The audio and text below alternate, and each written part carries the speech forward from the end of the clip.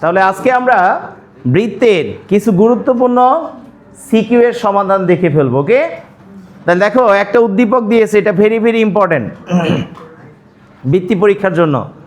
দেয়া আছে PQNM বৃত্তের ব্যাসার্ধ কত? 5 সেন্টিমিটার। PQMN যে বৃত্তটা আছে এখানে উদ্দীপকে, এই বৃত্তটার ব্যাসার্ধ কত? 5 সেন্টিমিটার। তোমাকে বলছে বৃত্তের পরিধি কত বের করো। তাহলে বৃত্তের পরিধি নির্ণয়ের সূত্র কি? 2πr না? বৃত্তের পরিধি নির্ণয়ের সূত্র কি? 2πr। তাহলে আর এর মান কত? 5 সেন্টিমিটার। দিয়ে দিলে কি অ্যান্সার বের হয়ে আসবে না? তাহলে করে ফেলো। ক নাম্বার প্রশ্নে কি লিখবা? আমরা জানি দেওয়া আছে বৃত্তের ব্যাসার্ধ কত বলো? বৃত্তের ব্যাসার্ধ আর সমান সমান কি? 5 সেন্টিমিটার। আমরা জানি পরিধি সমান সমান কি বলো তো? পরিধি সমান সমান কি? 2πr না? তাহলে 2 ইন্টু পাই মানে কি? 3.1416 ইন্টু আর মানে কি? 5। এত কি হবে? সেন্টিমিটার। তাহলে কত আসে আব্বু? 31.416। এটা মাথায় মাথায় করা যায়। 5 দুগুণা 10 না? আর 10 দ্বারা কাউরে গুণ করা মানে কি? দশমিকটা এক ঘর ডান দিকে সরে যাওয়া। কোন দিকে সরে যাওয়া? এক ঘর ডান দিকে সরে যাওয়া। কথা বুঝছো? তাহলে ডান দিকে যে কি? 31.416। আর এটাই হবে তোমার কাঙ্ক্ষিত অ্যান্সার। কথা বোঝা গেছে কিনা? ক্লিয়ার? খ নাম্বার প্রশ্নে কি বলছে বলো তো? যে PQ অর্থাৎ এই যে আর যে MN মানে কি? এটা এই দুইটা যে যদি সমান হয় তাহলে তোমাকে বলছে কি? OE সমান সমান OF। এটা প্রমাণ করো। অর্থাৎ এটা কোনটা? কেন্দ্র থেকে সকল সমান যে সমদূরবর্তী না? এই দুইটা যে সমান হলে কেন্দ্র থেকে এদের দূরত্ব OE মানে কি? লম্ব দূরত্ব। এই চিহ্নটা মানে কি মনে রাখবা? লম্ব। এই চিহ্নটা মানে কি? লম্ব, অর্থাৎ 90 ডিগ্রি কোণ। তাহলে কেন্দ্র থেকে সকল সমান যে সমান দূরে অবস্থান করে না? পারবা? তাহলে এটা প্রমাণের জন্য নিয়ম কি? আমরা জানি দুইটা কেন্দ্র থেকে যে কোনো জ্যায়ের উপর যখনই লম্ব আঁকবা, এই লম্বটা কি জ্যাটাকে সমদ্বিখণ্ডিত করবে না? আবার এখান থেকে যখনই এটার উপরে লম্ব আঁকবা, এই জ্যাটাকে কি করবে? এটা সমদ্বিখণ্ডিত করবে। তাহলে এখন যেহেতু এই দুইটা জ্যা সমান, তাহলে এদের অর্ধেকগুলো কি সমান হবে না? তাহলে তুমি এখান থেকে পাবা কি? PF সমান সমান কি? MA, তাই কি না? এখন আমরা কি করব? এই OMটাকে যোগ করে দিব। কি করব? OMটাকে যোগ করে দেখো দুইটা ত্রিভুজ তুমি পেয়ে গেছো। এই দুইটা ত্রিভুজকে যা সর্বসম বানাবো, আমাদের প্রমাণ বের হয়ে চলে আসবে। কথা বুঝছো? তাহলে এই দুইটা ত্রিভুজে কি কি সমান? এই দুইটাই কি সমকোণী ত্রিভুজ না? এই দুইটা ত্রিভুজই কি সমকোণী ত্রিভুজ। তাহলে সমকোণী ত্রিভুজ হলে কি হবে? এই অতিভুজ দুইটা সমান, আর কি পেয়েছো? একটা বাহু সমান পেয়েছো। পেয়েছো কিনা? তাহলে অতিভুজ দুইটা সমান আর একটা বাহু সমান হলে ত্রিভুজ দুটি কি হয়? সর্বসম হয়ে যায় না? কোন উপপাদ্য অনুসারে? অতিভুজ বাহু উপপাদ্য অনুসারে, তাই কি না? তার মানে তুমি এখন কি সর্বসম পেয়ে গেছো। তার মানে OE আর OFটা কি সমান? প্রমাণ শেষ। করতে হবে জাস্ট এই দুইটা ত্রিভুজকে সর্বসম বানাবা। কথা ক্লিয়ার কিনা? যে দেখ PQMN এগুলো দেখে ভয় পাওয়ার কিছু না, জাস্ট লজিকটুকু মনে রাখবা কোনটা আসতেছে। কথা বোঝা গেছে কিনা? এরপরে যাও, F কার মধ্যবিন্দু? PQ এর মধ্যবিন্দু হলে প্রমাণ করো OF লম্ব কার উপর? PQ। কোন নাম্বার উপপাদ্য? 1 নাম্বার। কেন্দ্র হতে ব্যাস ভিন্ন যে কোনো জ্যায়ের উপর অঙ্কিত লম্ব জ্যাকে কি করে? সমদ্বিখণ্ডিত করে। পারবা? এটা তো আরো সহজ ছিল। কার মধ্যবিন্দু কে বলো? কার মধ্যবিন্দু কে? F PQ এর মধ্যবিন্দু। তাহলে F বিন্দুটা কোনটা? এটা কার মধ্যবিন্দু? PF সমান সমান কি? FQ তারা দিয়ে দিয়েছে। প্রমাণ করতে হবে ও এফ লম্বটা কার উপর? পি কিউ এর উপর। তাহলে এখন যদি আমরা যাই অঙ্কনে যে কি করব, পি কমা ও কমা কিউকে যোগ করে দিব। তাই দুই পাশে দুইটা ত্রিভুজ তৈরি হয়েছে না?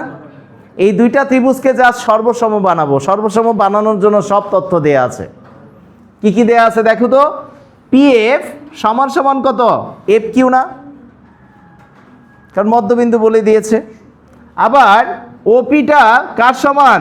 ও কিউ এর সমান, কারণ কি একই বৃত্তের ব্যাসার্ধ। আর এই বাহুটা কি দুইটারই কমন বাহু না ও এফ?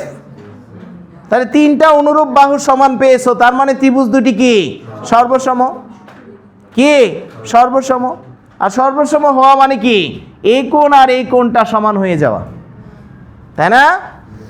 আমাকে দরকার কি এই কোণটা 90 ডিগ্রি প্রমাণ করা। তাহলে দেখো তো এই দুইটা কোণ যোগ করলে কি একটা সরল কোণ পাওয়া যায় না? অর্থাৎ দুইটা কোণ কি দুইটা সন্নিহিত কোণের যোগফল যদি 90 ডিগ্রি হয় তাহলে তাদেরকে কি বলা হয়? রৈখিক যুগল কোণ। কি কোণ? রৈখিক যুগল কোণ, তাই না? তার মানে এই দুইটা কোণ রৈখিক যুগল কোণ এবং সমান, সুতরাং প্রত্যেকটা কোণের মান কত ডিগ্রি? 90 ডিগ্রি। কত ডিগ্রি? 90 ডিগ্রি। আর 90 ডিগ্রি হওয়া মানে কি কে কার উপরে লম্ব হয়ে যাওয়া? ও এফ লম্ব কার উপর? পি কিউ এর উপর। কথা বোঝা গেছে কিনা? সিয়াম বুঝছো? কারো সমস্যা আছে?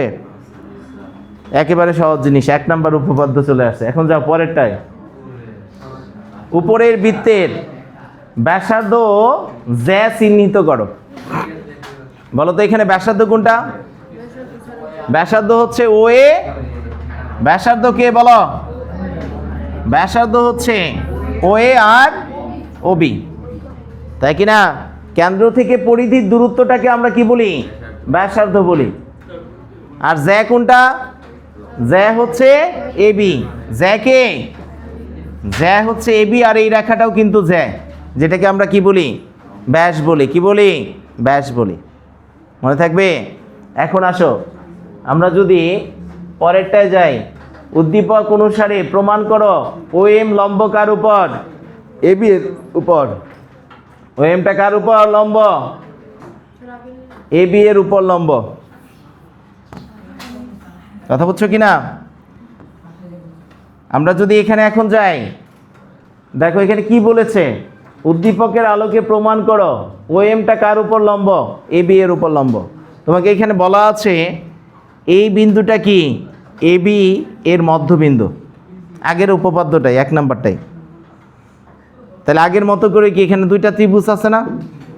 এই দুইটা ত্রিভুজে যা সর্বসম বানাবা, এই দুইটা কোণের যোগফল কি রৈখিক যুগল কোণ, মানে কি 90 ডিগ্রি প্রত্যেকটা। আর 90 ডিগ্রি হওয়া মানে কি লম্ব হয়ে যাওয়া। কথা বুঝছো কিনা? 1 নাম্বার উপপাদ্যটাই কিন্তু এটা। অনুরূপভাবে এ বি এর মধ্যবিন্দু এম হলে, কার মধ্যবিন্দু? এ বি এর মধ্যবিন্দু এম হলে প্রমাণ করো কোণ এ এম বি সমান সমান 2 সমকোণ। পারবা না? এ বি এর মধ্যবিন্দু কত? এম। সুতরাং কি হবে বলো? একটু আগে করেছো রৈখিক যুগল, এই কোণ আর এই কোণটার যোগফল কত? 180 ডিগ্রি না? দুটারে সর্বসম বানাবা, বানানোর পরে কি করবা? যোগফল 180 ডিগ্রি বানাই দিবা। আর 180 ডিগ্রি মানে কি? সেটা 2 সমকোণ হয়ে যাওয়া। কি হয়ে যাওয়া? 2 সমকোণ হয়ে যাও। কথা বুঝতেছুন? ক্লিয়ার হইতেছে কিনা? তোমাকে বলছে এ এম বি সমান সমান 2 সমকোণ। এ এম বি মানে কি? এই পুরা কোণটা বুঝায় না? তাহলে এই দুইটা ত্রিভুজকে তুমি সর্বসম বানিয়ে কি পাবা? এই কোণ আর এই কোণটার যোগফল কত ডিগ্রি? 180 ডিগ্রি না? তাহলে 180 ডিগ্রি মানে কি? পুরা কোণটা মানে কত? A M B. A M O এই কোণ আর এই কোণটা যদি যোগ করো তাহলে এই পুরা কোণ এ এম বি পাবা না? তাহলে এ এম বি মানে কি হবে? এ এম বি মানে হবে 2 সমকোণ। কত সমকোণ? 2 সমকোণ। কঠিন কিছু? কঠিন ভয় পাওয়ার কিছু না। আমি এই স্লাইডটা দিয়ে দিব, উঠাইতে হবে না, বুঝার ট্রাই করো। চিহ্নিত দাগ দিয়ে এরকম ভাবে দেখাবা কোনটা কি। হ্যাঁ, চিত্রটা এঁকে পাশে দেখাই দিব। এরপরে যাও ও কেন্দ্র বিশিষ্ট বৃত্তে এ বি ও এসি। এই এ বি ও এসি জ্যা দুইটি এ বিন্দুগামী ব্যাসার্ধের সাথে সমান কোণ উৎপন্ন করে। দিনাজপুর বোর্ড 17-তে আসছিল। এটা ভেরি ভেরি ইম্পর্টেন্ট 10.1-এর। তাহলে আমরা ও কেন্দ্র বিশিষ্ট বৃত্তে এ বি আর এসি দুইটা কি একই বিন্দু থেকে গেছে না? এ বিন্দুগামী, যে এ বিন্দুগামী ব্যাসার্ধের সাথে সমান কোণ তৈরি করে। এখন তোমাকে বলছে তথ্য অনুযায়ী চিত্রটি আঁকো। তাহলে এখন কি করবা? তথ্য অনুযায়ী চিত্র আঁকার জন্য যে কোনো ব্যাসার্ধের একটা বৃত্ত নিয়ে নিবা। মনে করি ও কেন্দ্র বিশিষ্ট বৃত্তে এ বিন্দু থেকে দুই পাশে দুইটা রেখা নিয়ে নিবা। এদিকে একটা বৃত্ত আছে, যে আছে, এ পাশে কি আরেকটা যে আছে। এ বিন্দুগামী যে, মনে করি এ বিন্দুগামী যে হচ্ছে কি এ বি আর এসি। এখন ও কমা সিটাকে কি যোগ করবা? কাকে যোগ করবা? ও কমা সিকে যোগ করে দিবা। কথা বুঝছো? হ্যাঁ, এটাই হবে কি তথ্য অনুযায়ী চিত্র, যে এই কোণ আর এই কোণটা কি তারা সমান দিয়ে দিয়েছে। এ বিন্দুগামী ব্যাসার্ধ মানে কি ও এর সাথে তারা সমান কোণ তৈরি করেছে। চিত্রে ও কেন্দ্র বিশিষ্ট বৃত্তে এ বি এবং এসি যে দুটি এ বিন্দুগামী ব্যাসার্ধ মানে কি ও এর সাথে সমান সমান কোণ তৈরি করছে। অর্থাৎ লিখবা কি কোণ ও এ বি সমান সমান কি কোণ ও এসি, এই কথাটা লিখে দিবা লাস্টে। চিত্রে ও কেন্দ্র বিশিষ্ট বৃত্তে এ বি এবং এসি জেদয় এ বিন্দুগামী ব্যাসার্ধ ও এর সাথে সমান সমান কোণ তৈরি করে। অর্থাৎ এই কোণ আর এই কোণটা সমান। কথা বুঝছো? 2 মার্ক চলে আসছে। কথা বুঝছো কিনা? এখন খ নাম্বারে বলছে প্রমাণ করো এ বি আর এসি সমান। প্রমাণ করুন যাইব না? এ বি আর এসি সমান প্রমাণ করেছি। তাহলে খেয়াল করো তো, আমরা যদি এ বি আর এসি সমান দিতে চাই তাহলে কি করব? ও কমা বি আর ও কমা সি কে কি যোগ করে নিব না? এই ও কমা এ ইয়া বি আর ও কমা সি কে কি করবা? যোগ করবা বিশেষ নির্বাচনে যে, তাই কি না? অঙ্কনে যা গেলা ও কমা বি আর ও কমা সি যোগ করলাম। তাহলে এখন আমার এই দুইটা ত্রিভুজকে সর্বসম প্রমাণ করতে হবে। তাহলে এই দুইটা ত্রিভুজে দেখো, এইটুকু মানে কি বৃত্তের ব্যাসার্ধ, এইটুকু মানেও কি বৃত্তের ব্যাসার্ধ না? তাহলে এই দুইটা বাহু সমান। আগে খুঁজে নিবা যে কি কি সমান আছে। আবার এই বাহুটা কি দুইটারই কমন বাহু বা সাধারণ বাহু? হ্যাঁ। আর এই কোণ আর এই কোণটা কি সমান বলেছে না? তাহলে একবারে যদি এই ত্রিভুজে যাও, আমি যদি এই দুইটা বাহু সমান পেয়েছি, তাহলে এদের অন্তর্ভুক্ত কোণ দুইটা যদি সমান দেখাতে পারি, তাহলে ত্রিভুজ দুটি কি হয়ে যাবে? সর্বসম হয়ে যাবে না? কি হয়ে যাবে? ত্রিভুজ দুটি সর্বসম হয়ে যাবে, তাই কি না? তাহলে এটা প্রমাণের জন্য এখন কি করব? আমরা প্রথমে এই এই ত্রিভুজটার মধ্যে যাব। এটা কি একটা সমদ্বিবাহু ত্রিভুজ না? তাহলে এই কোণ আর এই কোণটা কি হবে? সমান হবে। কি হবে? সমান। তাহলে আমি যদি এই কোণটা বের করতে চাই, এই কোণটা মানে কি 180 ডিগ্রি মাইনাস 2 ইন্টু এটা না? কারণ এই দুটা সমান মানে কি দুইটার যোগফল বিয়োগ করা মানেও যা, 2 ইন্টু এটা বিয়োগ করা মানেও কি তা। কথা বুঝছো? অনুরূপভাবে এই পাশের ত্রিভুজটাও কি একটা, এই পাশের ত্রিভুজটাও একটা সমদ্বিবাহু ত্রিভুজ। কি ত্রিভুজ? কারণ এটাও ব্যাসার্ধ এটাও ব্যাসার্ধ। সুতরাং এই কোণ আর এই কোণটা কি হবে? সমান হবে না? এই তাহলে এখন যদি আমি যাই এই কোণটার মধ্যে এই কোণটা পাবো কিভাবে? 180 ডিগ্রি থেকে 2 ইন্টু এই দুটার যোগফল বিয়োগ করা মানেও যা, 2 ইন্টু এটা বিয়োগ করা মানেও কি, তাই না? তাই কি না? তাহলে এখন খেয়াল করো, এই কোণ আর এই কোণ সমান ছিল। তাহলে আমি 180 থেকে এটাকে 2 ইন্টু এটা বাদ দিলেও এটা আসতেছে। আলটিমেটলি 180 থেকে কি 2 ইন্টু এটা বাদ দিলেও কি এটা আসতেছে না? তাহলে এই দুটা কোণ যদি সমান হয় তাহলে কি হবে? এই কোণ আর এই কোণটা সমান হয়ে যাবে। এটাকে আগে তুমি প্রমাণ করে নিবা। ওকে? তাহলে দুইটা বাহু আর অন্তর্ভুক্ত কোণ সমান হয়েছে, তার মানে ত্রিভুজ দুটি কি হবে? সর্বসম হবে না? আর সর্বসম হওয়া মানে কি এ বি আর এসিটা কি হয়ে যাওয়া?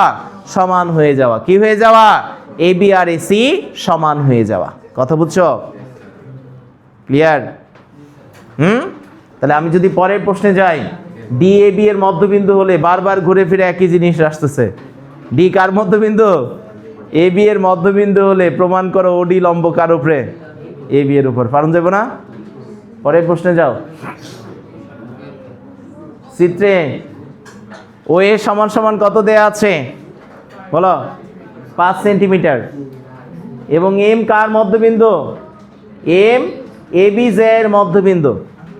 ওকে, এখন এ বি বৃত্তের ক্ষেত্রফল বের করো। বৃত্তের ক্ষেত্রফলের সূত্র কি? বৃত্তের ক্ষেত্রফলের সূত্র কি? পাই আর স্কয়ার। তাহলে ব্যাসার্ধ দেয়া আছে,